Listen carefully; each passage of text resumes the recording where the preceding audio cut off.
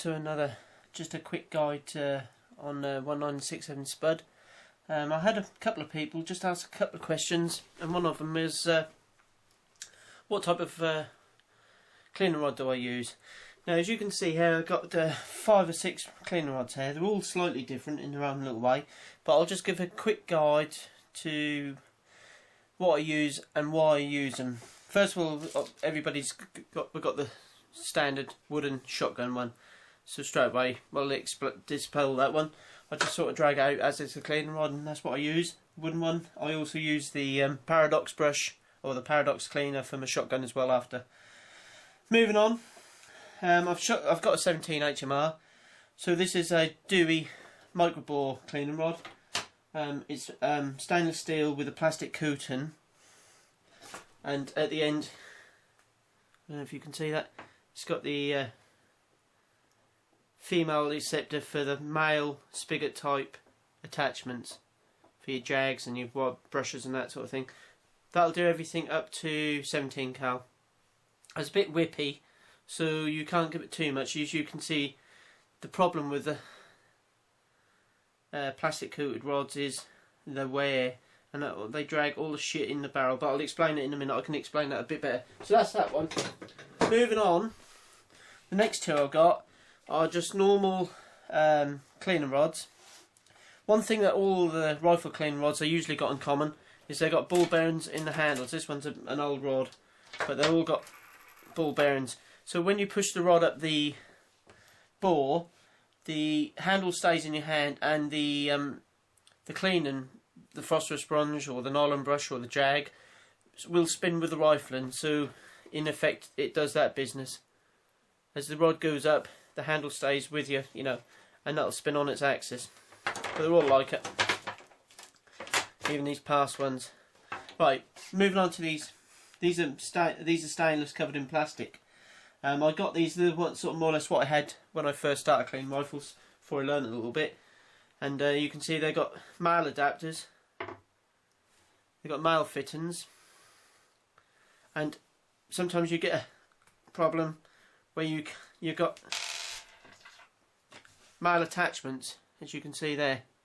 So what they do is they do a little female to female, or female adapter, which you screw in both ways, and you can more or less get all the attachments on there then, all the different makes. As I say, this is a 36 inch, I've got 2 of them, 36 inch plastic coated ones. This is the problem you get with the plastic coating, too much wear. I don't know if you can see that on camera there. This is worn through to the metal here, and the reason I don't like the plastic ones, and you'll read it in 1 or 2 of the books as well, is can you imagine laying that down on your bench like that, you know, throwing it about, and then you got a lovely rifle, clean bore you're trying to get, and you got all this, pick up a bit of grit or something, and you're ramming that up your bore. It's like lapping the barrel again, you're going to scratch it to pieces. So for that reason, they're gone. I don't use them anymore.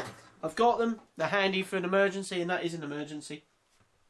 So I like to stick to the all metal, whether it's the this one is a past, or this other similar type. I forget what make that is now. I should be able to tell you. That's a Pro Shot. Now I've got these in 2 lengths because I shoot a 30 inch barrel on one of my rifles. I've had to buy a 42 inch Dewey with a female. That's got a female end at that one. Again, ball bearing handle. You can't really see it on. You just might be able to see it spinning. They're a lovely clean rod, nice and stiff.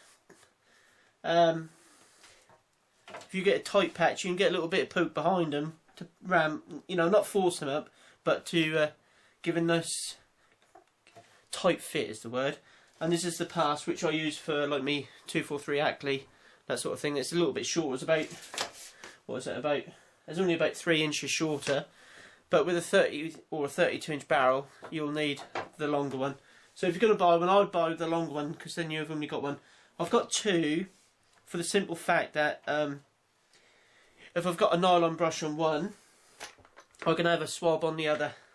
Right, now for the attachments that goes with these, you can get nylon brush, cotton patch, copper or brass jag, and basically just like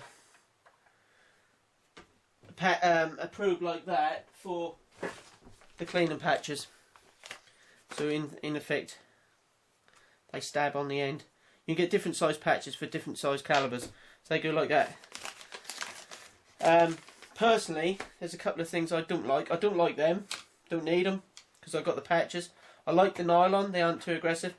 I don't like the bronze cleaning patch, bronze cleaning heads. I think they're just too aggressive and they pick the shit up again. And there's nothing they can't do that the nylon can. That's right, there's nothing they can do that the nylon can't, that's what I mean. So I use basically just them two. I may use one of these if I've got if the barrel's on the way out and it needs a really good clean. Because obviously, as you know, when barrels go out, they tend to pick up lead and copper fouling a bit more. And sometimes you've got to really give them a good scrub to bring back for a short, to prolong the life. I will use it then with something like the JB compound. But apart from that, I don't. They're all caliber specific. 22, 243, 30 cals. Whatever you cal, you can get them. So that's basically my guide to clean rods. I recommend them too. They're both good. They're not cheap, but then that's a purchase for, they'll last you several years. They won't last you life because, nothing does nowadays, but no, certainly last a good while. So that's my guide to clean rods. Thanks.